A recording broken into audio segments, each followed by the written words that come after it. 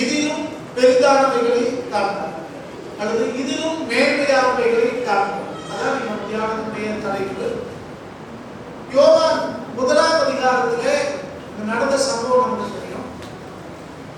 ஆண்டவராகிய இயேசு கிறிஸ்து தன்னுடைய ஊழியத்தை துவக்குகிற இந்த நாட்களிலே அவருக்கு பின்னால சீசர்கள் வர ஆரம்பிக்கிறார். புதிதாய் வருகிறார்கள். அவரவர்கள் தங்கள் குடும்பத்தாரை சந்தித்து இயேசு கிறிஸ்துவை அறிவித்து ஆண்டவரிடத்திலே அழைச்சிட்டு வர்றார்கள். பிலிப்பு நத்தானியேலை அழைத்து வருகிறார். இந்த நத்தானியேல் ஆண்டவரிடத்தில் வரும்போது ஆண்டவர் அவரை பார்த்து சொல்கிறார், இதோ கவனமில்லாத உத்தம இஸ்ரவேலன் என்று அங்க இந்துவுக்கு முன்னால இந்த நத்தானியேலை குறித்து ஆண்டவர் அறிமுகம் செய்கிறார். அல்லது அவர் குறித்து அவர் குணாதிசயங்களை சொல்கிறார். இப்போ இப்படி ஆண்டவர் திடீரென்று சொன்ன உடனே நத்தானியேலுக்கு ஆச்சரியமாயிருச்சு. இவர் எப்படி நம்மளை பத்தி இப்படி தெளிவா சொல்றாரு அப்படின்னு சொல்லிட்டு இது எப்படி அப்படின்னு கேட்கிறார். அப்ப ஆண்டவர் சொல்றார், நீ அத்தி மரத்துக்கு கீழே இருக்கும் போதே நான் உன்னை கண்டேன் அப்படின்னு ஆண்டவர் சொல்றார். அப்படி சொன்ன உடனே அவன் இன்னும் ஆச்சரியமா இருக்கிறார். அப்ப ஆண்டவர் இன்னும் விளக்கமாய் ஆண்டவர் பேசுகிறார். அதான் 50வது வசனம். இயேசு அவனுக்கு பிரதியுத்தரமாக, அத்தி மரத்தின் கீழே உன்னை கண்டேன் என்று நான் உனக்கு சொன்னதினாலயா விசுவாசித்தாய்? இதிலும் பெரிதானவைகளை காண்பாய் என்று சொன்னார். இந்த அத்தி மரம் அப்படிங்கிறது அது ஒரு பெரிய ஒரு தனி டாபிக். அது இந்த அத்தி மரத்தின் கீழே ஒருத்தங்க உட்கார்ந்து இருக்கிறாங்க அப்படின்னா அதுக்கு நிறைய விளக்கங்களை வேத பண்டிதர்கள் சொல்றாங்க. கிராமத்துல ஒரு பழமொழி சொல்லுவாங்க, ஒரு கதையை சொல்லுவாங்க. ஒரு பையன் ஊருக்கு போகணும் அப்படின்னு விரும்பினாரா. அம்மாவை வந்து கிராமத்து பையன் பட்டணத்துக்கு போகணும் அப்படின்னு நினைச்சிருக்காரு. அப்ப அப்பா அங்க அனுப்புறதுக்கு இஷ்டம் இல்லை. நீ உள்ளூர்ல இருந்து இந்த வேலைகளை செய்ய, நீ ஏன் அங்க தூரத்துக்கு போகணும்னு சொல்ற அப்படின்னு அம்மா மறுத்தாங்க. ஆனா பையன் சொல்லியிருக்கா, இல்ல பட்டணத்துக்கு போனாதான் முன்னேற முடியும், அதை விட்டுட்டாங்கன்னு சொல்லிட்டு அவர் சொன்ன உடனே அம்மா வந்து ஆலோசனை சொன்னாங்க. என்ன ஆலோசனைனா, நீ போகும்போது புளிய மரத்துக்கு கீழே தான் நீ நிலவுக்கு உட்காரணும், போய்கிட்டே இரு. ஒருவேளை நீ திரும்பி வரணும் அப்படின்னு நினைச்சீங்கன்னா திரும்பி வரும்போது வேப்ப மரத்துக்கு கீழே உட்காரு அப்படின்னு சொன்னாங்க. இந்த பையன் அம்மா சொன்னது கட்டக்கூடாது அப்படின்னு சொல்லி தூரத்துல இருக்கிற பட்டணத்துக்கு போறதுக்காக கிளம்பினவன் பயணத்துல அங்கங்க புளிய மரத்துக்கிலேயே உட்கார்ந்து போனான். பட்டணத்துக்கு போற வழியில பாதையில போறதுக்கு முன்னாடியே அவருக்கு சரீரம் பலவீனப்பட்டு வியாதி பட்டுச்சான். ஏன்னா புளியமரத்துக்கு கீழே படுக்கிறது உடம்புக்கு நல்லது இல்லை, சூட உண்டாகிறது. அதனால வியாதி பட்டுச்சு. இப்ப தொடர்ந்து அவனால போக முடியல. இப்போ அம்மா சொன்னது சரிதான், பேசாம வீட்டுக்கு திரும்பி போயிருவோம், அம்மா பேச போயிருக்கோம் அப்படின்னு நினைச்சிட்டு திரும்ப கிளம்பினான் பாதி வழியில இருந்து. அப்ப அம்மா சொன்னது திரும்ப ஞாபகம் வந்துச்சா, திரும்பி வரும்போது என்ன பண்ணணும், வேப்ப மரத்துக்கு கீழே உட்காரணும்னு உடனே வரும்போது வழியிலாம் வேப்ப மரம் இருக்கு, அங்கெல்லாம் உட்கார்ந்து வந்தாங்க. வீட்டுக்கு வரும்போது சுரும்பாயிட்டாங்க. இது கிராமத்துல சொல்லுவோம். ஏன்னா எந்த மரத்துக்கு கீழே உட்காரணும், எங்க உட்காரக்கூடாது என்று கிராமத்துல சில காரியங்களை எழுதிருக்கிறார். அது அறிவியல்பூர்வமான ஒன்று. இதே மாதிரி அந்த டிசைன் நாட்டுல அத்தி மரத்துக்கு கீழே ஒருத்தன் உட்காரலாம் அப்படின்னா பெரும்பாலும் வியாதிஸ்தர்கள் தான் அங்கே உட்காருவாங்க. எதுக்குன்னா அந்த வியாதி சுகமானதுக்காக. அத்திமரம் எங்க இருக்கும், வீட்டுக்கு ஊருக்கு வெளியே ஓடைகள்ல கரைகள்ல அங்க கண்ணால வளர்ந்து கிடக்கும். சோ அங்க போய் ஒருத்தங்க தனியா உட்கார்றாங்க அப்படின்னா அவங்க வியாதிப்பட்டிருக்கிறார்கள் என்று பொருள். இப்ப ஆண்டவர் சொல்றாங்க, நான் உன்னை அத்திமரத்தின் கீழாக நிறைய காரியம் இருக்கு, அத்திமரத்துக்கு நிறைய காரியம் இருக்கு, இந்த ஒரே காரியத்தை மாத்திரம் சொல்லுங்க. அவருக்கு சொன்ன உடனே அவங்க ஆச்சரியமாயிருச்சு. ஆண்டவர் இப்பதான் முதல் முறையா பார்க்கிறோம், நம்மளை பிடிப்பு அழைச்சிட்டு போறாரு. ஆனா இவர் சொன்னாரு அத்தி மரத்துக்கு இருக்கும் போது என்னை பார்த்து கேட்கிறாரு. அப்ப என் வாழ்க்கையில நான் பட்ட கஷ்டம் வேதனை என் தேவை உனக்கு தெரிஞ்சிருக்குதே அப்படின்னு அவருக்கு பெரிய ஆச்சரியமாய் மாறி போச்சு. இதனாலதான் அவர் ஆச்சரியமா பார்க்கிறார், என்ன எப்படி தெரிஞ்சு. அப்பதான் ஆண்டவர் சொல்றார், நீ இதிலும் மேன்மையானவை காண்பாய், இதிலும் பெரிதானவைகளை நீ காண்பாய் அப்படிங்கிற. இப்ப ஆண்டவர் சொல்ற வார்த்தை என்னன்னா, அத்தி மரத்தின் கீழே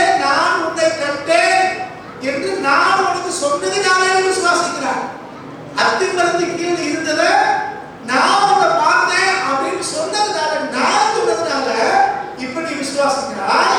அடுத்த வார்த்தை சொல்றாரு, இதிலும் பெரிதானவைகளை காண்பாய். இப்ப யாரோ ஒருத்தர் சொன்னாங்கிறதுக்காக நம்ம ஆண்டவருக்குள்ள வந்திருக்கிறோம். ஆண்டவர் நமக்கு நன்மை செய்தபடினாலே ஆண்டவரை தேடி இருக்கிறோம். ஆண்டவர் நமக்கு பாராட்டுகிற தயவினாலே நம்ம ஆண்டவரை பின்பற்றி இருக்கிறோம். தேவன் நம்ம வாழ்க்கையில செய்த உயர்வுகளுக்காக மேன்மைகளுக்காக நன்றி செலுத்தி ஆண்டவர் மேல விசுவாசத்தை வச்சிருக்கிறோம். ஆனா இங்க ஆண்டவர் சொல்றாங்க, நான் செஞ்சது நிமித்தம் நான் சொன்னது நிமித்தம் என் மேல விசுவாசம் வைக்கிறேன். ஆனா இனிமேல் இதை விட மேன்மையானது நீ காண்பாய் அப்படின்னு. இன்னைக்கு கர்த்தருடைய வார்த்தையை கேட்டு அவரை பின்பற்றி வந்திருக்கிற நாம, அவர் மேல விசுவாசம் வைத்திருக்கிற நமக்கு வேத வசனங்கள் இப்போ கடந்து வந்திருக்கிற இந்த வழியை விட, கடந்து வந்திருக்கிற இந்த பாதையை விட, நாம் அனுபவித்திருக்கிற இந்த மேன்மையை நன்மைகளை விட பெரிய காரியத்தை தேவன் நம்மை காண செய்வார். பெரிய காரியத்தை அழகாக இதிலும் பெரிதானவைகளை காண்பார். அப்போ இப்ப நம்ம பார்க்கிறது எல்லாமே என்னது? சாதாரண. அது இன்னைக்கு நம்ம கடந்து வருகிற இந்த காரியத்தை இதை விட பெரிதானவைகளை ஆண்டவர் நமக்கு காண்பிக்கிற ஆண்டவராக, நம்ம வாழ்க்கையிலே அவர் செய்கிற ஆண்டவராக. இதிலும் பெரிதானது கிறிஸ்தவ வாழ்க்கைங்கிறது ஒவ்வொரு நாளும் முன்னேறி போகிற ஒரு வாழ்க்கை, ஒவ்வொரு நாளும் உயர்த்தப்படுகிற ஒரு வாழ்க்கை. வேதத்தை வாசிக்கிறோம். ஒவ்வொரு நாளும் ஒவ்வொரு தினமும் அனுதினமும் அவருடைய கிருபை புதிதாக இருக்கிறது என்று வாசிக்கிறோம். தேவனுடைய கிருபை புதிதாக இருக்கிறது எப்படியோ அதே போல தேவன் நம்ம வாழ்க்கையில் செய்கிற காரியங்களும் ஒவ்வொரு நாளும் பெரிதாக இருக்கிறது. ஒவ்வொரு நாளும் அது மேன்மையை நோக்கி நம்மளை கொண்டு போயிருக்கு. இப்ப நம்ம எப்படி இருக்கிறோம்? இது நிலையானது அல்ல. இதை விட ஒரு மேன்மையான வாழ்வை, ஒரு உயர்வான வாழ்வை தேவன் நமக்கு இருந்து வைத்திருக்கிறார். சில பேர் என்ன நினைக்கிறோம்? இன்னைக்கு இருக்கிற வாழ்க்கை போதும், ஏதோ வெங்கலை தின்னு வெறுமனை வாழ்ந்து விதி வந்த சாபம் அப்படிங்கிற ஒரு வாழ்க்கையை இன்னைக்கு உலகம் ஓடிக்கொண்டிருக்கும் போது, ஒரு குறிப்பிட்ட வருடத்துக்குள்ளே சுழன்று கொண்டிருக்கும் போது, தேவன் உங்களை என்னையோ அப்படி வாழும்படி அழைக்கவில்லை.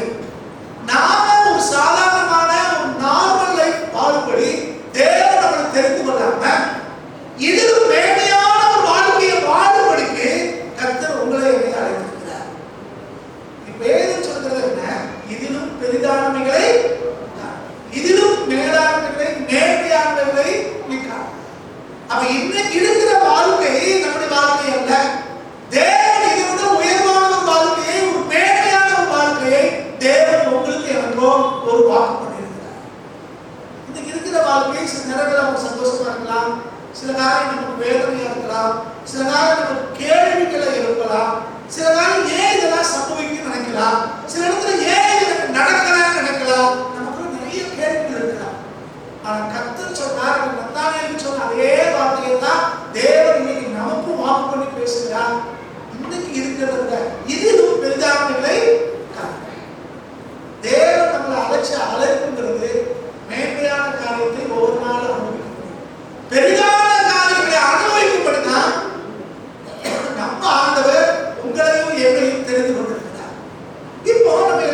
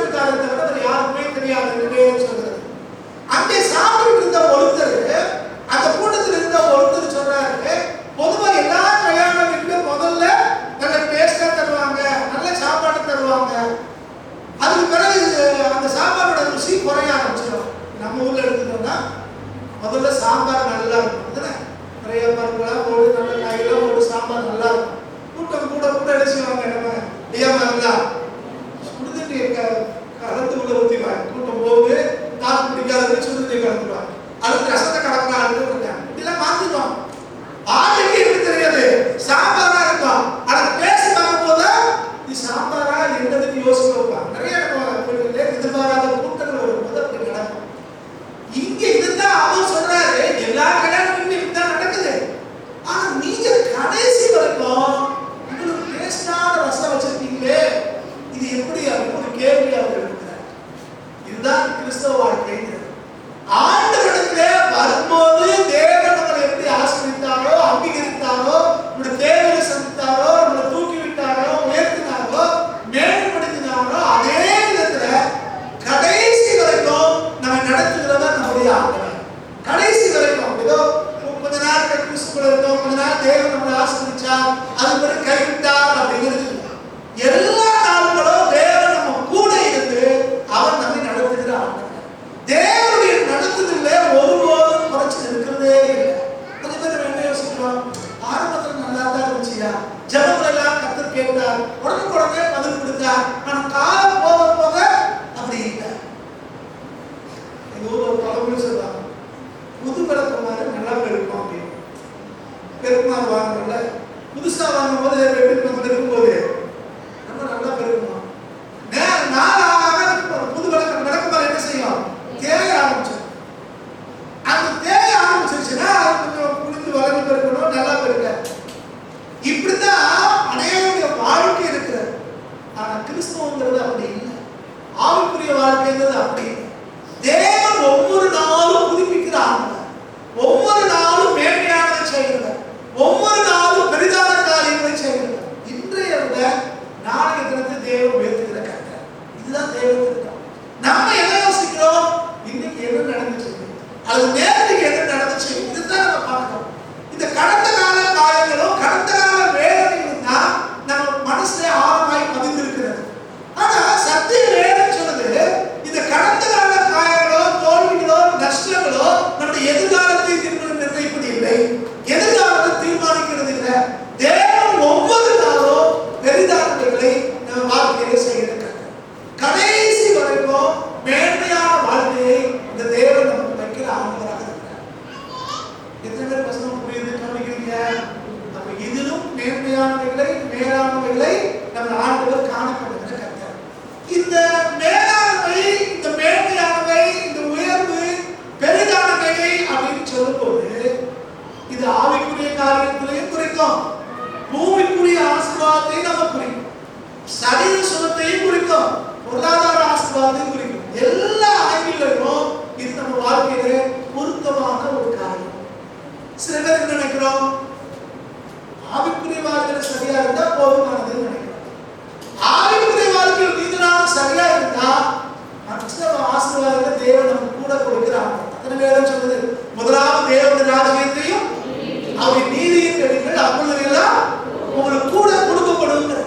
அப்ப நம்ம கிறிஸ்துவுக்குள்ள இருந்தோம்னா, கிறிஸ்துவை நம்ம தேட ஆரம்பிச்சோம்னா மற்ற ஆசீர்வாதம் தன்னால பின்னால வர ஆரம்பிக்கும். அப்ப நம்ம இன்னும் மற்ற ஆசீர்வாதம் நமக்கு இல்ல, பூமிக்குரிய ஆசீர்வாதம் நமக்கு இல்ல அப்படின்னா நம்ம இன்னும் கர்த்தரை தேட வேண்டிய விதமாய் தேடல. முதலாவது தேவனுடைய ராஜ்யத்தையும் அவர் நீதியையும் தேடுங்கள் அப்படின்னா, தேவனுடைய ராஜ்யத்தை தேடணும். தேவனுடைய பிள்ளைகள் கூடி வர்றது, தேவ ராஜ்யத்தை, தேவனுடைய அதிகாரத்தை கேட்கப்பட்டு அந்த எல்லைக்குள்ள இருந்து தேவ ராஜ்யத்தை எந்த அளவுக்கு தேடணுமோ அந்த அளவுக்கு தான் மனுஷ ஆசீர்வாதம் நமக்கு கிடைக்கும். இது ரொம்ப அழகா யோவான் எழுதுகிறார். 3 யோவான் 2ஆம் அதிகாரத்துல 2ஆம் வசனத்திலே வாசிக்கிறோம். 3 யோவான் 2ஆம் வசனம் எனக்கு தெரிஞ்சது, பிரியமானவனே உன் ஆத்மா வாழ்வது போல எல்லாவற்றிலும் வாழ்ந்து சுகமா இருக்கும்படி கேட்டுகிறேன் அப்படின்னு. ஆத்மா எந்த அளவுக்கு வாழுகிறதோ, நம்முடைய ஆவிக்குரிய வாழ்வு, ஆன்மீக வாழ்வு எந்த அளவுக்கு வளர்ந்திருக்கிறதோ அந்த அளவிற்கு தேவன் எல்லாவற்றிலும் வாழ்ந்து சுகமா இருக்க செய்கிறார். முதல்ல சில பேர் நினைக்கிறோம் ஆவிக்குரிய வாழ்வு மட்டும் போதும். இன்னொரு கூட நினைக்குது பொருளாதாரம் இருந்தா போதும், அது பூமிக்குரிய ஆசீர்வாதம் இருந்தா போதும். அது இல்லை. தேவன் 2 செயலையும், ஆவிக்குரிய செயலையும் சரி பூமிக்குரிய ஆசீர்வாதத்தையும் 2 ஆசீர்வாதத்துமே தேவன் நமக்கு வாக்குறுதியார். ஆண்டவர் ஆபிரகாமை அழைச்சார்,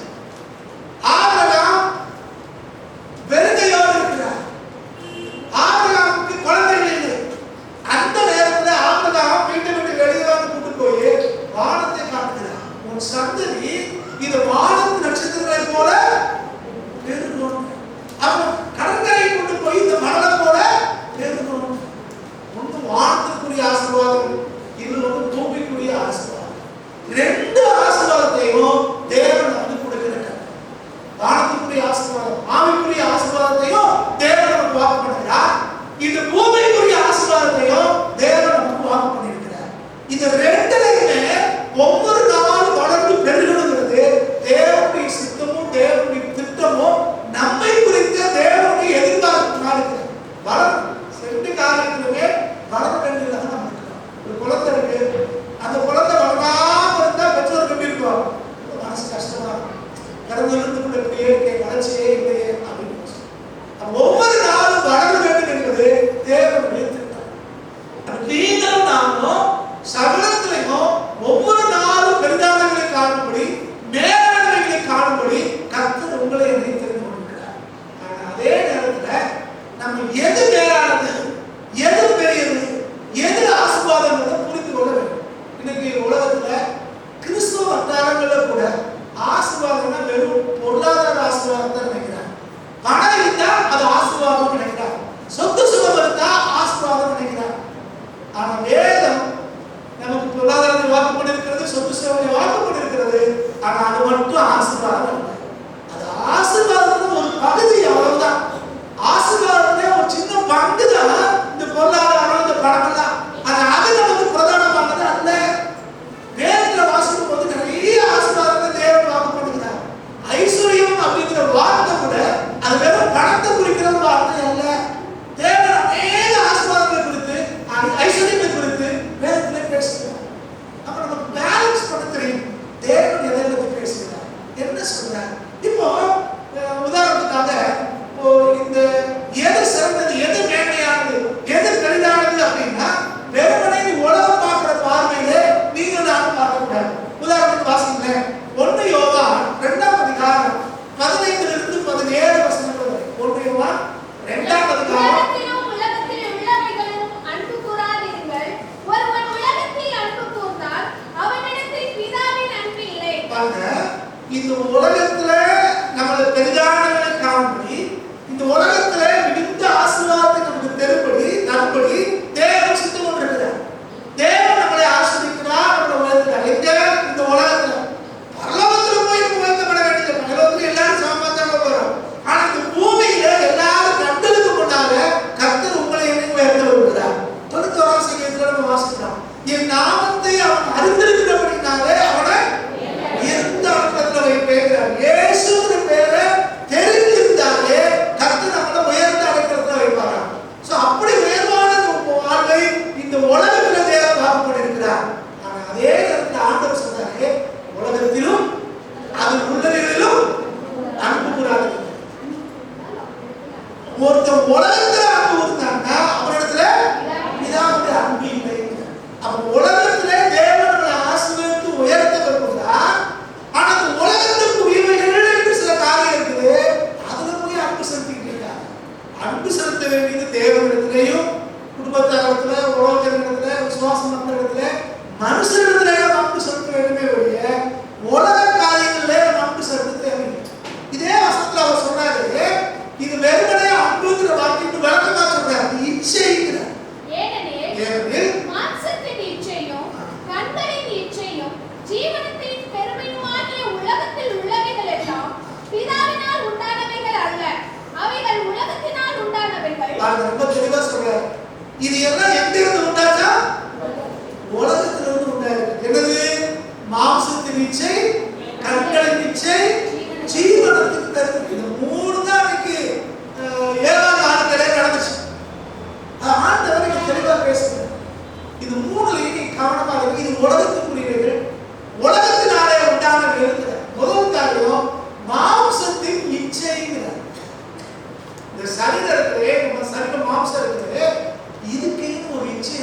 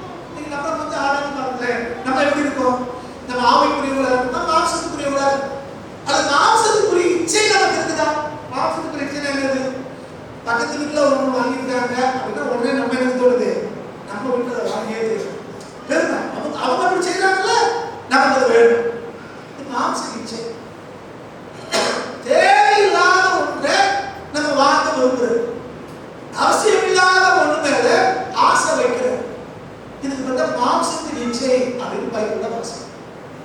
இந்த மாம்சத்தின் இச்சை ஒவ்வொருத்தருக்கும் ஒவ்வொரு விதமாய் செயல்படுகிறத நம்ம பார்க்கிறோம். கண்முன்னால பார்க்கிறோம். பைபிளையே நிறைய பேருக்கு நடந்திருக்கிறது, நாமளும் பார்க்கிறோம். வேதம் சொல்றது இந்த மாம்ச இச்சை நமக்கு தேவையில்லை, அது நமக்கு இருக்கக்கூடாது அப்படின்னு. அடுத்தவங்களை பார்த்துட்டு உடனே நம்ம செய்யணும். கண்களில் இச்சை, அதான் கண்ணால பார்க்கறதெல்லாம் நமக்கு வேணும் அப்படின்னு. சின்ன பிள்ளைகளை பஜாருக்கு கூட்டு போனோம்னா பார்க்கறதெல்லாம் இது வேணும். இந்த மாதிரி கண்ணு பார்க்கறது எல்லாம் நமக்கு வேணும்னு நினைக்கிறேன். கண்களில் இச்சை. நம்ம ஊழியத்துடைய ஆரம்ப நாட்கள்ல ஆண்டவர் நமக்கு கமாண்டர் ஜீப்பை கொடுத்தார். பழைய ஒருத்தர் வாங்கி கொடுத்தார். அந்த ஜீப்பு வந்த உடனே அதை சரி செய்து நம்ம அதை ஊழியத்துல பயன்படுத்தணும். அதை பார்த்துட்டு இன்னொரு அண்ணனும் அவன் மட்டும் அந்த வண்டி வாங்கியிருக்கான், நானும் வாங்குவேன் அப்படின்னு அவரும் வாங்க போறேன்னு சொன்னார். நான் அவரை வந்து சொன்னேன், என்கிட்ட காசு கிடையாது, வேற ஒருத்தர் வாங்கி கொடுத்துருக்காங்க, நாங்க வண்டி வச்சிருக்கவங்க அவசரப்பட்டு நீங்க போய் கடன் வாங்கி வண்டி வாங்காதீங்க, அது பிரச்சனையா இருக்கும். சில நேரங்கள்ல நீங்க அந்த கடனை கட்டுறாங்கன்னா வண்டி தூக்கிட்டு போயிடுவாங்க, கவனம் அப்படின்னு சொன்னாங்க. அவர் என்ன, நீ மட்டும் வண்டி வச்சுக்கிட்ட நான் வாங்க போனா இதே கமெண்ட் சொல்லி அவர் வாங்கி 3 மாசம் கழிச்சு வண்டியே காணும். எந்த வண்டி வாங்க என்ன ஆச்சு அப்படின்னா, முதல்ல கொஞ்சம் அட்வான்ஸ் பணம் கேட்டாங்க, அதையும் கட்டினேன். ஒரு 3 மாசம் தவணை கட்டிருக்கேன், 1 மாசம் கட்டி தூக்கிட்டான். இப்போ முதல்ல இருந்ததுக்கு நஷ்டம், 3 மாசம் தவணையோ போச்சு, இப்ப வண்டியும் போச்சு. எதனால உண்டாகுது? இச்சையினால உண்டாகுது. அடுத்த வச்சிருக்காங்க, நாம வச்சிருக்கோம். ஒரு நாள் ஒரு ஊழியர் கூட்டம் நடந்துட்டு இருக்கும்போது ஒரு ஊழியக்காரையா வந்தார். அது நானும் பாஸ்டர் பாஸ்டர் அவங்க 2 பேரும் சொன்னார், எல்லாரும் பைக் வாங்கி கொடுத்துருக்கீங்க, எனக்கு மட்டும் இன்னும் வாங்கி கொடுக்கல, எனக்கு பைக் வாங்கி கொடுங்க அப்படின்னு. அப்ப அவர் கேட்டாரு, பைக் வாங்கி கொடுக்க நாங்க ரெடி, உன்னால அது பெட்ரோல் போட முடியுமா? எத்தனை ஊருக்கு ஊழியத்துக்கு போற, எவ்வளவு காணிக்க வர்ற காணிக்கலாம் பெட்ரோல் போட்டீங்கன்னா குடும்பத்தார் ஏதோ சாப்பிடுவீங்க, ஊழியர் எதை வச்சு நடக்கும். முதல்ல சைக்கிள் கொடுத்துட்டு சைக்கிளை வச்சு ஒரு ஊழியம் வளரட்டும், காணிக்க வளரட்டும், அதுக்கு பிறகு வாங்கி தரணும் அப்படின்னு. அவருக்கு ரொம்ப கோபமாயிட்டார். நான் கேட்டும் அவர் நீங்க பைக் வாங்கி தர மாட்டீங்க எனக்கு அப்படின்னு ஒரு கூட்டம். இப்படிதான் அடுத்தவங்க வச்சிருக்காங்க. நம்ம இச்சை, பலவிதமான இச்சைகள், மாம்சத்துக்கு தெரிவிக்காங்க. மூணாவது பார்த்தா ஜீவனத்தினுடைய பெருமை, வாழ்க்கையில பெருமை. உலகத்துல தேவன் கூடயே இந்த 3 பிரதான தூதர்கள்ல ஒருத்தர் லூசிபர். எப்படி காபிரியல் மிகாவேல் இருந்தாங்களோ அதே ஸ்தானத்துல தேவன் லூசிபரை வச்சிருக்கிறார். 3 பேரும் ஒரே ஸ்தானத்துல இருக்காங்க. அந்த லூசிபருக்குள்ள ஒரு பெருமை யார் தெரியுமா? தேவ சமூகத்துல பகவத் பாட்டு பாடுறாங்க, மியூசிக் வாசிக்கிறாங்க. எனக்கு சமமா யார் இருக்கா? இந்த பகவத்திலே ஆரம்பிச்சாங்க. பெருமை வந்துச்சு. அங்கிருந்து தேவன் அவனை தள்ளினா அவனும் அவனை கூட்டமும் நீங்க சாத்தானுங்கிற பேர்ல எல்லா நாளையும் திட்டப்பட்டு கொண்டிருக்கிறான், எல்லா கேவலத்தை அனுபவிச்சுட்டு இருக்கான். நீங்க கூட்டிட்டு தேவ தூதனே சாத்தானா மாறுறதுக்காக என்னதுதான் பெருமை. பெருமை வந்துச்சுனாலே சாத்தான் உள்ள வந்துட்டாங்க. இந்த 3 காரியமும் பூமியிலே உண்டாயிருக்கிறது, உலகத்திலே உண்டாயிருக்கு. உலகத்திலே இந்த 3 பாவம் இருக்குது. இதுல விசிக்கிறதாக இருக்குது. உலகத்திலே தேவன் உங்களை என்னை ஆசிரியக்க விரும்புகிறார். இந்த உலகத்திலே உங்களை என்னையோ கர்த்தர் உயர்த்த விரும்புகிறார். இந்த உலகத்திலே உங்களை என்னையோ கர்த்தர் பெரிய காரியங்களை காணப்பட விரும்புகிறார். இன்றைக்கு இருக்கிறத விட பெரிய காரியங்களை இந்த உலகத்திலே தேவன் செய்ய வைக்க விரும்புகிறார். ஆனா அதே நேரத்துல இந்த 3 காரியங்களை செய்யப்படக்கூடாது. ஆசீர்வாதங்கிற பேர்ல இந்த பூமிக்குரிய இந்த காரியங்களை மாட்டிக்கொண்டோம் அப்படின்னா நாம எழுந்திருக்க முடியாது. இந்த 3 காரியமும் தேவனாலே உண்டாகவில்லை, பிதாவாகிய தேவனாலே உண்டாகவில்லை, உலகத்தினாலே உண்டானது, சாத்தானாலே உண்டானது. பணம் நமக்கு தேவை. ஆனா பண ஆசை எல்லாத்துக்கும் வேறானது. பைபிள் வாசிக்கும், பணம் எல்லாத்துக்கும் உதவும், நமக்கு பணம் தேவை. ஆனா பண ஆசை தான் தீமை என்று பெயர் சொல்லுங்க.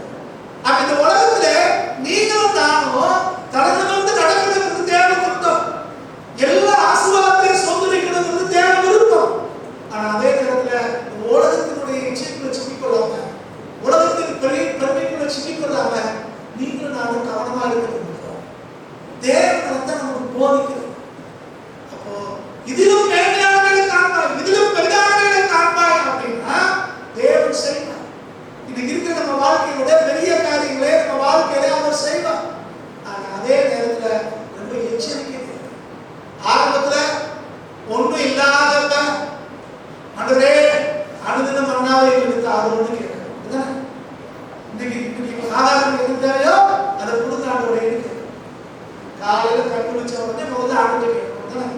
நாளை நடத்துக்கோங்க, இன்னைக்கு உதவி செய்யுங்க, தேவைகளை சந்திங்க அப்படின்னு ஆரம்பிச்சு கொஞ்சம் வளர ஆரம்பிச்சிட்டோம்.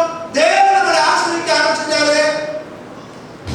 அந்த புத்தி இல்லாத ஐஸ்வர்யவானம் போல நம்மளும் கிடைக்கும். ஆசை அதிகமாயிருச்சு, உடம்பை இடிச்சு பெருசா கட்டி சேர்த்து வைப்போம். யாத்மாவே நீ சாப்பிட்டு திருப்தியா இரு அப்படின்னு நம்ம சொல்றோம்.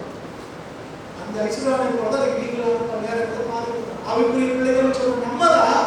நம்மளை அறியாமலே நிறைய பெருமைக்குள்ள கடந்து போயிடும். காலையில் ஆரம்பத்தில் சொல்லும்போது கல்லூரியிலே நான் படிச்சுட்டு இருக்கும்போது டாக்டர் ஜஸ்டின் பிரபாகரன் ஒரு ஊழியக்காரர், நல்லா பாடுவாரு, சயின்டிபிக்கா நிறைய புத்தகங்கள் எழுதுறாரு, ரொம்ப பிடிக்கும் மாணவர்களுக்கு. மாணவர்கள் அவர் மதுரையில ஒரு கூட்டம் நடத்தினா, அந்த கூட்டத்துக்கு நாங்கள் எல்லாம் போயிடுறோம். அவர் டாக்டர், எம்பிபிஎஸ் படிச்ச ஒரு டாக்டர், மருத்துவர். ஆனா வரும்போதும் அவருடைய அந்த நோட்டீஸ்களையோ போஸ்டர்ஸ்க்கு எதுலையுமே டாக்டர் போடவே மாட்டார். தெரிஞ்சவங்களுக்கு தான் தெரியும் அவர் டாக்டர் அப்படின்னு. அப்ப நான் தான் அவருக்கு கேட்டேன், நீங்க டாக்டர், எம்பிபிஎஸ் டாக்டர், ஆனா எதுலையுமே டாக்டர் போட மாட்டேங்கிறீங்களே ஏன் அப்படின்னு கேட்டு அவர் சொன்னாரு, எனக்கு ரொம்ப வெக்கமா இருக்குங்க. டாக்டர் வெக்கமா இருக்கா ஏன் அப்படின்னு அவர் சொல்றாரு, நீங்க 8ஆம் கிளாஸ் படிக்காத ஊழியக்காரர் கூட பேசுறதுக்கு முன்னாடி டாக்டர் ரெவரண்ட் போடுறாங்க. நான் டாக்டர் போட்டா என்னையும் அந்த மாதிரி கூப்பிட்டுக்கேன்னு நினைச்சுக்கோன்னு பயமா இருக்கு. ஒரு புரியுதா? நீங்க நம்ம ஊர்கள்ல நிறைய விஷயம் கொடுத்தாங்க. அப்புறம் என்னது மாபேராயடா, பேராயரை கூட கூட்டத்துல மாபேராய, ரைட்டர் ரெண்டு, லெஃப்டர் ரெண்டு, நிறைய வந்துட்டாங்க. ஆமா, ரெவரண்ட்னால என்ன தான் பயபக்திக்குரியவர். நீங்களும் நான் பயபக்திக்குரியவர்களா? நான் பொதுவாக ஊழிய கூட்டங்களை சொல்றேன். கிராமத்துக்கு போனா, அது தெருவில் போனா, நாய் கூட நம்மளை வந்து பயப்பட மாட்டேங்குது, சுத்தி சுத்தி குறைக்குது. நாயே பயப்பட மாட்டேங்குது, நம்ம என்ன ரெவரண்ட் சொல்றது புரியுதா உங்களுக்கு? ரெவரண்ட் தான் பயபக்திக்குரியவர், நாய் கூட பயப்பட மாட்டேங்குது. இன்னைக்கு நம்ம பெருமைக்கு என்ன செஞ்சுக்கிறோம்? நட்டத்தையா போட்டு அதான் சொல்றாரு. ஆனால் நாட்டுக்கு போறதுல தம்பி எல்லாரும் போறாங்களா அப்படின்னு நான் போறேன். படிச்சவங்க போடல, படிக்காதவங்களா நீங்க போடு. சரி, நீங்க வசனம் அப்ப வேதம் நமக்கு என்ன போதிக்குது அப்படின்னா, தேவன் நம்மளை ஆசீர்வதிக்க விரும்புகிறார், கர்த்தர் நம்மளை உயர்த்த விரும்புகிறார். இன்றைக்கு இருக்கிறத விட ஒவ்வொரு நாளும் கர்த்தர் நம்மளை பெரிதானவை காண்பபடி, மகிமையானவை காண்பபடி கர்த்தர் நம்மளை உயர்த்தி கொண்டே விரும்புகிறார். அதே நேரத்துல உலகத்தின் மேலும் இந்த உலகத்தில் உள்ள காரியங்கள் மீதும் நம்ம இச்சைப்படாதபடி, இதை நேசிக்காதபடி, இது மேல இந்த வைத்து விடாதபடி தேவன் நமக்கு நேசிக்கிறார். மூட்டை சில போதமாக சிப்பா போடுறாங்க, பார்த்துருக்கீங்களா? 2 வருஷம் பசங்க நிறைய பேர் சிப்பா போடுறாங்க. அதுல ஒரு ஐயா ஒரு முறை சொன்னார், சிப்பா போடுறவங்க யாரும் பாக்கெட் நம்மளால வச்சுருக்காங்க, பார்த்துருக்கீங்களா? சைட்ல தான் பாக்கெட் வச்சிருக்காங்க. அது ஒரு ஐயா சொன்னாரு, ஏன் சைட்ல பாக்கெட் வைக்கிறோம்னா, பாக்கெட்ல தான் பணம் வைக்கிறோம், பர்ஸெல்லாம் வைக்கிறோம். இது மேல வச்சோம்னா அது இதயத்துக்கு நேர வச்ச மாதிரி இருக்கு, பணம் இதயத்துக்குள்ள இருக்கு. அப்படின்னா அந்த அளவுக்கு பணத்துக்கு இடம் கொடுக்க கூடாது, அதுக்காக சைட்ல கீழே வச்சிருப்பாங்க அப்படின்னு. புரியுதா? பணத்தை எங்க வைக்க மாட்டாங்களா? இதயத்துக்கு நேரம் வைக்க வைக்க கூடாதுக்காக தான் பாக்கெட்டை கீழே வைக்கிறோம் அப்படின்னு அவர்கிட்ட விளக்கம். அவரோட விளக்கம். நீங்க நம்ம எப்படி இருக்கிறோம் கொஞ்சம் யோசிக்கலாம். பேரு, பெருமை, புகழ், பணம் இதுக்காக ஒரு கூட்டம் ஓடிக்கணும். நம்ம எதை நோக்கி ஓடுகிறோம்? வேறு தெளிவாக சொல்றது, முதலாவது தேவனுடைய ராஜ்யத்தையும் அவரின் நீதியையும் தேடுகிறோம். அப்ப முதலாவது தேட வேண்டியது எதைத்தான்? தேவனுடைய ராஜ்யத்தையும் அவரின் நீதியையும் தேடுங்கள், அப்பொழுது எல்லாம் உங்களுக்கு கூடும். ஆண்டவர் சொன்னார், இவையெல்லாம் உங்களுக்கு வேண்டும் என்று உங்களுக்கு பரமபிதா இருக்கிறார். இவையெல்லாம் உங்களுக்கு வேண்டும் என்று உங்களுக்கு பரமபிதா இருக்கிறார். அநியாயிகள் நாடி தேடுறாங்க, ஆனா நீங்க தேவ ராஜ்யத்தை தேடுங்க. நமக்கு என்ன தேவைன்னு கர்த்தருக்கு தெரியும். நமக்கு என்ன அவசியமான தேவையா இருக்கு கர்த்தர் அறிந்திருக்கிறார். நாம் அந்த தேவையை நோக்கி நீங்க நானும் நம்ம ஓடாதபடி கர்த்தரை நோக்கி ஓடுறோம்னா நம்ம தேவைகளை தேவன் சந்திக்கிறவராக இருக்கிறார். முதலாவது தேவ ராஜ்யத்தை தேவை. அப்ப தேவன் மற்ற காரியம் நமக்கு கொடுக்கிறாங்க. தேவன் நமக்கு ஆசீர்வதிக்கிறவர், தேவன் நமக்கு கொடுக்கிறவர், தேவன் கட்டுவிக்கிறவர். தேவன் நம்மை பெருக பண்ணுகிறவர், தேவன் பெரிய காரியங்களை காணப்படுகிற ஆண்டவர். அதே நேரத்தில் தேவன் நம்மளை ஆசீர்வதிக்கும் போதும் உயர்த்தும் போதும் அது மேல கண்களை வச்சிடாம, அது மேல இழுத்து வச்சிடாம, அது மேல ஆசை வச்சிடாம, கர்த்தர் மேல கண்களை வைத்து ஆண்டவரையே தேடி போகும்போது அதை படிப்படியாக உயர்த்திட்டே வர கர்த்தர் நம்மளை உயர்த்த விரும்புகிறார், எப்பயும் உயர்த்த விரும்புகிறார். ஆனா நம்முடைய பெருமையோ நம்முடைய ஆசை இச்சை இருந்தா நம்முடைய வளர்ச்சியை தடுத்து விடுகிறது. தண்ணி ஓடிக்கிட்டே இருந்துச்சுன்னா அது நல்லா இருக்கும். ஆத்துல தண்ணி ஓடுது, ஓடையில தண்ணி ஓடுது, தண்ணி ஓடிக்கிட்டே இருந்தா அள்ளி கூட குடிக்கிறோம், அது சுத்தமா ஓடிக்கிட்டே இருக்கு. ஆனா ஒரு தண்ணி ஒரு இடத்துல அப்படி நின்றுச்சுன்னு வச்சுக்கோங்க, அதோட எதுவா மாறிடும், சாக்கடையா மாறும். ஸ்டாக்னன்ட் அப்படி தனித்து நின்றுச்சுன்னா அது குட்டையா மாறும், பூச்சியை வளர ஆரம்பிச்சிடும், அது கழிவுகளை போல மாறி போயிடும், அதை யாரும் குடிக்க முடியாது. நீங்க அநேக வாழ்க்கையை இப்படிதான் மாறி ஒரு காலத்துல ஓடிக்கிட்டே இருக்கலாம், ஒரு குறிப்பிட்ட காலம் வரைக்கும் ஓடிக்கிட்டே இருக்கலாம், அதுக்கு பிறகு ஒரு குறிப்பிட்ட நேரத்துக்கு பின்னால நம்முடைய ஓட்டத்திலே தடை உண்டாகுது. நம்முடைய ஆவிக்குரிய ஓட்டத்திலே ஒரு தடை வர ஆரம்பிக்கும் போது அது ஒரு சாக்கடை மாறி, அது பயன்படுத்த முடியாம மற்றவர்களுக்கு பிரயோஜனம் இல்லாம மாறிடுது. நீங்க நானும் தொடர்ந்து ஓட வேண்டிய இருந்தது தேவனுடைய திட்டமா இருக்கு. அப்ப இன்னைக்கு நம்ம எந்த நிலைமையில இருக்கிறோம் முக்கியம் இல்ல, தேவன் மேன்மையானவைகளை பெரியவைகளை நம்ம வாழ்க்கையிலே அவர் காண்பிக்க விரும்புகிறார். பெரிய காரியங்கள் இதிலும் மேன்மையானவைகள் இதிலும் பெரிதானவைகளை காணும்படிக்கு தேவன் உங்க வாழ்க்கையில அவர் கிரியை செய்ய விரும்புகிற தேவனாக இருக்கிறார். இன்னும் ஒரு சில வசனங்களை வாசித்து கடந்து செல்லலாம் என்று விரும்புகிறேன். ஸ்தோத்திரம். எடுத்தவங்க நீங்க வாசிக்கலாம்.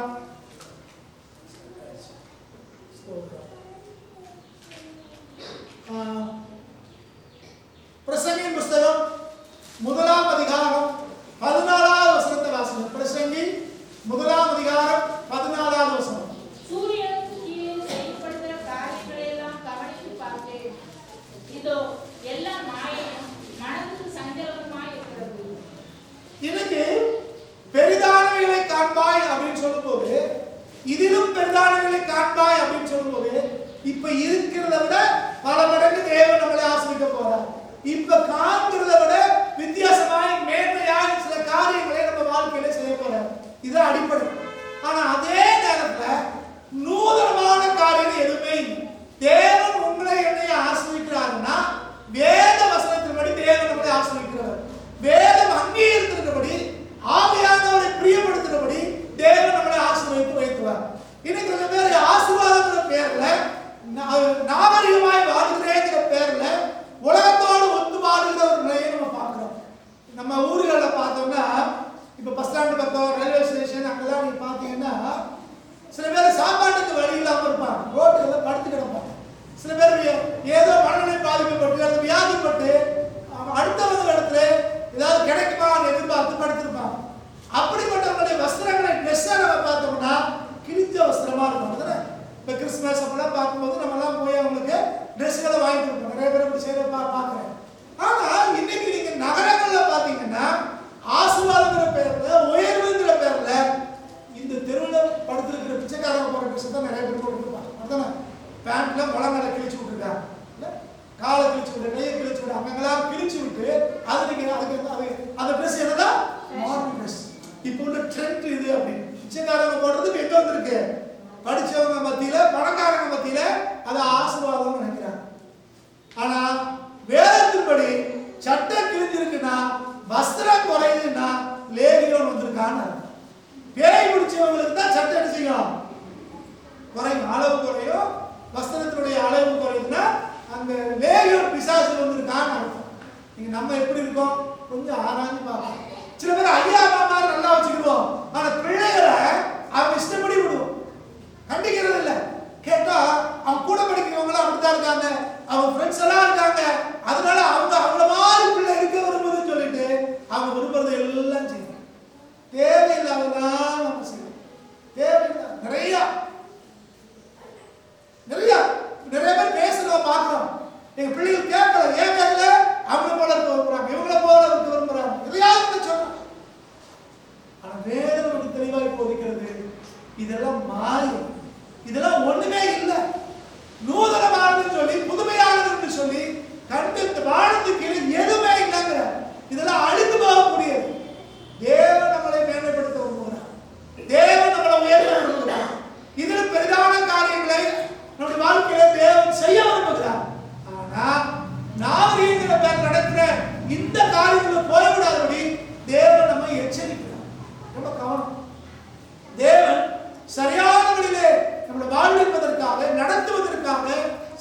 கட்டுப்பாடுகளை வைத்திருக்கிறார். தேவன் நம்மளை ஆசீர்வதிக்கிறார். ஆனா தேவன் ஆசீர்வதிக்கிற ஆசீர்வாதங்கள் எல்லாம் நிபந்தனைகளுக்கு உட்பட்டன. பைபிளை வாசிக்கிறோம், நீடி ஆயுளை குறித்து வேதம் போதிக்கிறது. அந்த நீடி ஆயுளை குறிக்கணும்னா அவர் சொன்னாரு, ஒரு வாழ்நாள் நீடித்திருக்கும்படிக்கு ஒரு தாயும் தகப்பனையும். அப்ப நமக்கு நீடி ஆயுள் வேணும்னா வேதம் சொல்லுகிறது ஒரு தாயும் தகப்பனையும் கனம் பண்ணு. தாயும் தகப்பனையும் கனம் பண்ணாதவனுக்கு நீடி ஆயுள் கிடையாது. அப்ப ஒவ்வொரு ஆசீர்வாதத்திற்கும் தேவன் ஒரு நிபந்தனை வைத்திருக்கிறார்.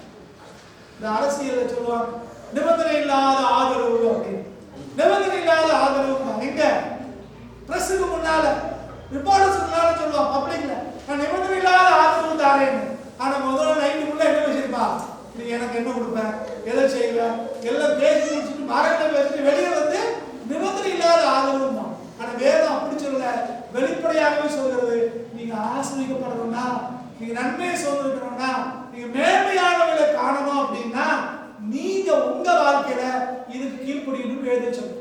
இப்போ அழகா யோவான் 1ஆம் அதிகாரத்துல நம்ம வாசித்தோம், ஆண்டவர் நத்தான் என்று சொல்லும்போது சொல்றாரு, நீ விசுவாசிச்ச, நீ அத்திமரத்து கீழே இருக்கும்போது நான் உன்னை கண்டேன்னு சொன்னதுனாலே நீ என்னை விசுவாசித்தாய். அப்ப இப்ப ஆண்டவர் மேல நத்தானியேலுக்கு என்ன வந்திருக்குது, விசுவாசம் வந்திருக்கு. என் மேல விசுவாசம் வச்சிருக்க, நீ என் மேல விசுவாசம் வச்சபடினாலே அடுத்த வருஷம் சொல்றாரு, நீ எதிலும் பெரிதானவைகளை காண. நம்ம வாழ்க்கையில பெரிதான காரியத்தை காணணும்னா ஆண்டவர் மேல நமக்கு விசுவாசம் தேவை.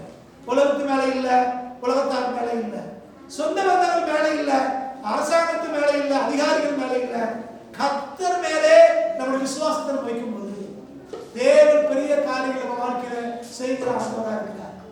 118ஆம் சங்கீதத்துல வாசிக்கிறத ரொம்ப தெளிவாக சொல்கிறார். 8ஆம் வசனத்துல பேசும்போது சொல்றாரு, வாசிக்கிறேன், மனுஷனை நம்புவதை பார்க்கிலும் கர்த்தர் பேரில் பற்றுதலாய் இருப்பதே நலம். அவ பற்றுதல் எங்க இருக்கணும், கர்த்தர் மேல. கர்த்தர் மேல பற்றுதலாய் இருந்தோம்னா அதுதான் நமக்கு ஆசீர்வாதம். கர்த்தர் மேல எந்த அளவுக்கு பற்றுதலாய் இருக்கோமோ அந்த அளவுக்கு தேவன் நம்மை ஆசீர்வதிச்சு அவர் நம்மளை உயர்த்துற கர்த்தராக இருக்கிறார். பற்றுதல் தேவன் மேல. பற்றுதல் என்னது, இந்த சின்ன கிளாஸ்ல பாட்டனி தாவரவியல் படிக்கும்போது பற்று கொடிகள் அப்படின்னு படிச்சிருக்கோம். பற்று கொடிகள். பற்று கொடிகள் என்னது, ஒரு ஒரு கொடி வளருது அப்படின்னா இன்னொரு மரத்து மேலேயோ அதனுடைய செடி மேலேயோ அது அப்படியே அதை பிடிச்சிக்கிட்டு என்ன செய்யும், மேல வளர்ந்துட்டே. அந்த பற்று கொடிக்கு ஆதாரமாக இன்னொரு மரம் தேவை. அது மேலதான் அது வளரும், தலையில வளரும். அது மேல இருந்தா தான் அந்த பற்று கொடி வந்து மேல மேல வளர்ந்து போய் அது வளர்ந்து கொடுக்கிறதா. அதே வார்த்தை தான், ஆண்டவர் மேல எந்த அளவுக்கு நீங்க நானும் பற்றுதலா இருக்குமோ அந்த அளவுக்கு மேல மேல வளர்ந்து போயிட்டே இருக்கு.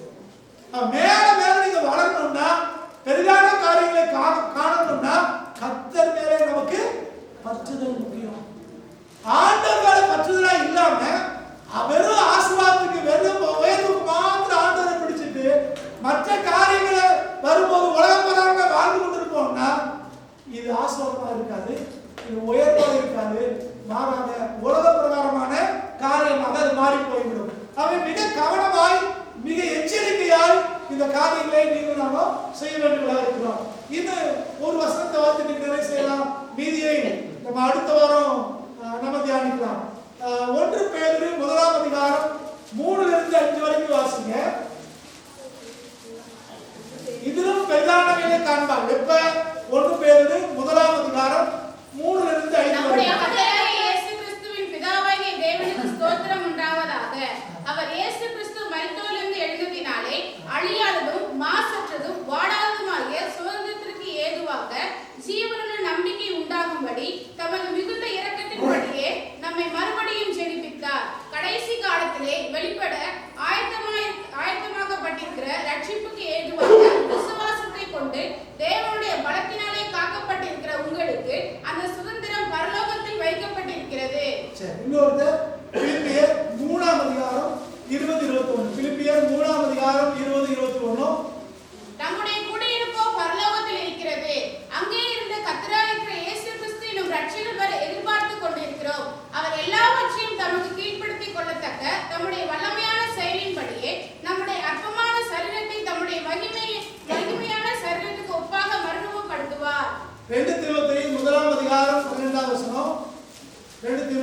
முதலாம் அதிகாரம் 12வது வசனம். ஆசிய நாட்டில் இருக்கிற யாவரும் அவர்கள் பிகேலும் எர்மோகேனை முதலாய் என்னை விட்டு விலக்கினார்கள் என்று அறிந்திருக்கிறாய். 2 தீமோத்தேயு 1:12.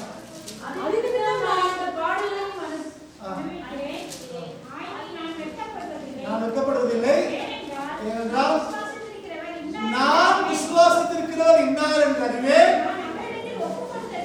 நான் அவரிடத்தில் ஒப்புவித்ததை அவர் அந்நாள் வரைக்கும் காத்துக் கொள்வதற்கு வல்லவராக இருக்கிறார். இந்த பேதுருவும் பவுலும் சொல்றது என்னன்னா, ஆண்டவர் மேல நம்பிக்கை வச்சிருக்கிறேன், அவர் மரித்து உயிர்த்தெழுந்தார் என்று நம்பிக்கை வச்சிருக்கிறேன், அவர் கடைசி நாளிலே இதனோடு எழுப்புவார் நம்பி இருக்கிறேன். அவர் மேல வச்சிருக்க நம்பிக்கை இருக்கு, அது என்னை ஒருபோதும் வெட்கப்படுத்தாதுங்கிற.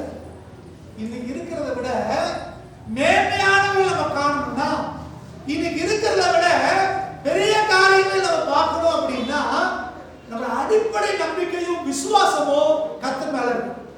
அவர் ரொம்ப அழகு, நான் அவரிடத்தில் ஒப்புவித்ததை அவர் அந்நாள் வரைக்கும் கடைசி வரைக்கும் அவர் காத்துக் கொள்வதற்கு வல்லவர்களாக இருக்கிறார். ரொம்ப அழகா சொல்றாரு, நான் விசுவாசிக்கிறவர் இன்னார் என்று அறிவேன். எனக்கு தெரியல யார் மேல் நம்பிக்கை வச்சிருக்கேன், நான் அவரிடத்துல ஒப்புவித்ததை அவர் கடைசி வரைக்கும் காத்துக் கொள்வார். எனக்கு அன்பான தேவனுடைய பிள்ளைகளே, இதுதான் நம்பிக்கை, இதுதான் விசுவாசம். இதைத்தான் நத்தானியேல் சொன்னார், நான் உங்களை நம்புறேன், நீங்க தான் மேசியா, நீங்க தான் தேவகுமார், நீங்க தான் வர வேண்டியவர். ரொம்ப புகழ்றார். ஆண்டவர் சொல்றாரு, நீ இதிலும் பெரிதானவைகளை காண்பாய். இப்ப நம்ம தேவன் மேல அந்த விசுவாசம் வைக்கும் போது, இந்த நம்பிக்கை வைக்கும் போது, கர்த்தர் என்னை அழைச்சிருக்கிறார், என்னை தெரிந்து கொண்டிருக்கிறார், என்னை பாதுகாத்து அவர் நடத்துவார், செமையான வழியிலே அவரை நடத்துவார், கடைசி வரைக்கும் என்னை அவர் காத்துக் கொள்வார். கர்த்தர் வருகிற வரைக்கும் அல்லது பூமியிலே நம்ம கண் மூடுற வரைக்கும் தேவன் நம்மை காத்துக் கொள்வதற்கு வல்லமையுள்ளவராக இருக்கிறார். இந்த விசுவாசம் நம்பிக்கை நமக்குள்ள இருந்துச்சுன்னா, ஒவ்வொரு நாளும் பெரிதானவைகளை காணும்படி தேவன் நடத்தி கொண்டே இருப்பார். மீதி அடுத்த வாரம் தொடரலாம். எல்லாருக்கும் மூடி கத்திரும் போது நோக்கி பார்க்கலாம். நம்முடைய தேவன் மாறாதவர், அவருடைய வார்த்தைகளும் மாறாதவர். அவர் பெரிதானவைகளை செய்கிறார், பெரிதானவைகளை காணும்படி நம்ம நடத்துகிற தேவன் அவர். அவருடைய கரங்களை நம்ம விட்டு கொடுப்போமா? கேட்கலாம், கேட்கலாம். தேவன் பேசின வார்த்தைகளுக்காக கர்த்தருக்கு சோத்திரம் பண்ணுவோம். நம்ம ஒவ்வொரு